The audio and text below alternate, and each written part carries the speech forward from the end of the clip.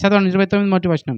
ఎన్నిసార్లు గద్దించినను లోబడని వాడు మరుగు తిరుగు లేకుండా హఠాత్తుగా నాశనం అయిపోతాడు. అర్థమైందా? టైము ఇవ్వకుండా తీసేసుకుంటాడు. నీ విషయంలో ఎన్నిసార్లు సేవకుడు నీ ముందల నిలబడి వాక్యాన్ని చెప్తున్నాడు. ఎన్నిసార్లు సేవకుని దేవుని మాటలు విని తృణీకరిస్తున్నావు. అర్థమవుతుందా? ఎన్నిసార్లు పెడచెవిన పెట్టి మర్చిపోతున్నావు దేవుని వాక్యాన్ని. దేవుడు చెప్పిన గద్దింపు నువ్వు ఎన్ని రోజులు విసర్జిస్తావు. దేవుడు ఇస్తున్న నీ కృపను ఎన్ని రోజులు పోతావు.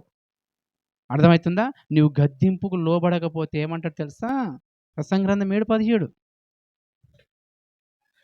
అధికముగా దుర్మార్గపు పనులు చేయకము, బుద్ధిహీనంగా తిరగవద్దు.